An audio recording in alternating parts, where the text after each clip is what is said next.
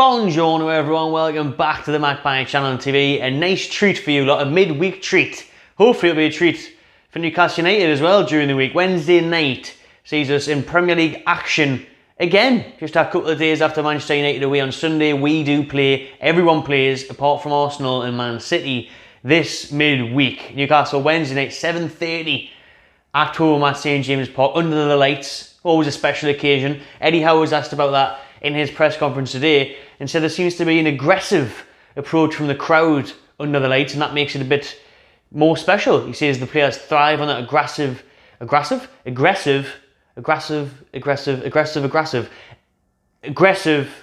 I trying to go with there? As if I was going to make a pun about the grass being aggressive on the pitch at St James, but shit. Good energy during the crowds on the nighttime games, says Eddie Howe, and he says the players thrive off that. It makes a difference, and it does. Like, there is always, I don't know if it's because everyone's been on the pints or something, but it's that rush from work, and it's a nice treat, isn't it? It is. Now it is. You know, if you had asked us a year ago, 2 years ago, now Bruce and that would have ruined my week having a game in the middle of it. If I had to have a hump day, Wednesday, that's the nickname for Wednesday. If I had to have one of them, or a Tuesday night, watching Brucey Ball, would have ruined it. It's bad enough ruining my weekend, but now it is a delight. Now it is a pleasure to go and watch Eddie Howe's Magpies. So hopefully that's the case. Newcastle looking to continue their unbeaten home run this season against the Toffees. Now the Toffees have actually lost the last couple of their games. They've lost 2 in a row. They'll be looking to end that run. They are 14th in the table. They're doing okay this season. The last couple of games they've been playing some tough opponents where they've lost, so there's no hard feeling amongst that, you know what I mean? But they will be looking to bounce back. They themselves, under Frank Lampard, have got a very good defensive record this season in the league. Not as good as us though. Newcastle United, top of the table for defensive record this season. Only 9 goals conceded, and obviously only 1 game lost as well. If it wasn't for fucking Rio at Anfield, we would still be unbeaten this season, and we would be top 4, top 5, easy. I mean, Newcastle can go into 5th if they win this one and Manchester United fail to beat Tottenham Hotspur. So that's a real possibility.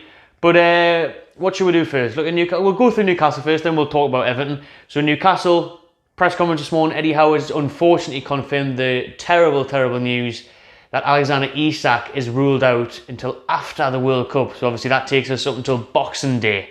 Newcastle's last game before the World Cup break is it the 12th or the 15th of November? At home to Chelsea, 5:30 on a Saturday. And then obviously we've got the World Cup starts a week later, and then Newcastle aren't back in action until Boxing Day away to Leicester. So Isak, we're not going to see him for months. Now he's only made 3 appearances, scoring 2 goals and looking good in those games, especially his debut at Liverpool. But for £63 million, we've seen him play 3 times, so it's turned out to be expensive at the minute, but it's just bad luck. It's just like Joe Linton on goalpost. It's bad luck. You know what I mean? Because Isak, he got off to a great start, like I said. He got injured on international duty. He got injured for Sweden. So you cannot blame our crappy training ground for that one, really, can you? Not at the time anyways. So that's a big blow for us, because I mean, if Wilson gets injured, we're absolutely knackered. Now there's 5 games in the league to go before the World Cup. 6 in total, including the Crystal Palace League Cup tie, which is on a Wednesday night at St James Park as well in a couple of weeks. But it's crucial, obviously, that Wilson stays fit for this run. That being said, it obviously being a massive negative and a big blow that Isak is missing, the team is doing very well in his absence. We're unbeaten in a few games now. We're unbeaten in the last 5, actually. And, yeah, obviously good draw at Man United. Some great heavy wins back-to-back, Brentford and Fulham. Murphy and Almiron playing well. Now is the problem, though, because with these midweek games, can you expect those players to be doing that every 2 to 3 days? It gets tough. It gets sticky. It's a lot to ask. So it's going to be a tough ask, I think, on Wednesday night. I don't think it'll be an easy game. I think it'll be a close game. Getting the score prediction at the end, as always.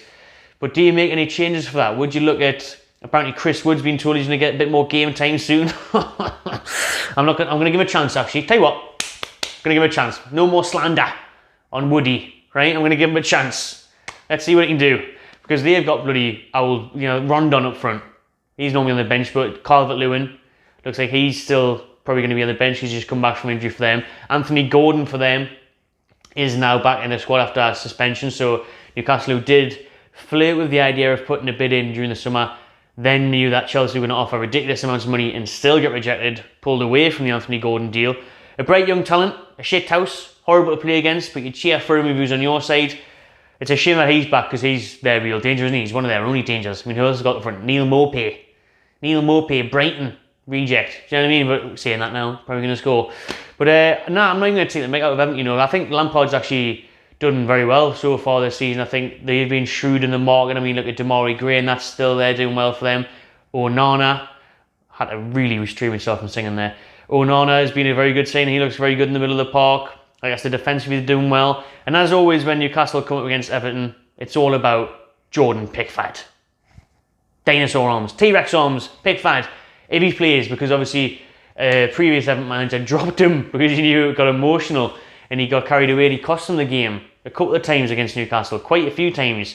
Can he handle the St James Park atmosphere? Well, last time out we beat Everton twice now. Last couple of times we played them at St James's. Can Pickford deal with the emotion, with the grief, with the piss taking? Hopefully not, because it's a great night out, isn't it? You know what I mean? Last time you had people in dinosaur outfits, you had people like that winding them up. It's just class crack, and I think it's hilarious how Everton's kit's green. It looks like a dinosaur, that kit. Fair play to the brand deals there, fair play to the marketer there, because I think the bloke who designed that kit's a secret Newcastle fan. Pickford at St James Park, Pickford v Pope. The battle for England's #1 World Cup spot takes place on Wednesday night. Will Southgate be there? Remains to be seen, but that could be a real turning point. That, you know, it would make sense for Gareth to be there. He's been at St James a couple of times this season, to be fair.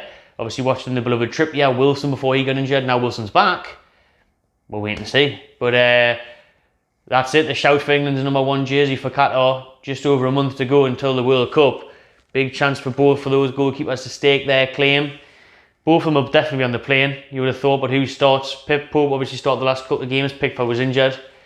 We'll wait and see who comes out on top on Wednesday night, but I'm looking forward to winding Pickford up, and hopefully he costs Everton the game in Newcastle. Can go get all 3 points. Now, another bit to note on the team news following Eddie Howe's presser this morning was that Shelvey will be in the squad again, but he won't be risked. He says he won't be brought off the bench unless it's a necessity, unless he has to. He's trying to take that slow with Shelvey's recovery. Willock's fine now. Willock was a late sub as well against Man United. He's fine now. Thankfully, Fabian Schär is absolutely sound. He says he did have a little bit of a foot injury that he was playing through. Eddie Howe said he was playing through a foot injury already at Manchester United, and he still put his body on the line like he did. Unreal performance by Schär last weekend, so thankfully he's fit for Wednesday night. He can still play. But I'm looking forward to this one. I'm absolutely buzzing for a Wednesday night game at St James's Park. Now we know that there's only a few left before the World Cup. Savour every single moment and match of this, and hopefully we can carry on our unbeaten run, get the win. Not that arsed how it comes. I'll take a scrappy 1-0 on Wednesday night just to keep this momentum going. Keep in that top 6 would be absolute dream come true.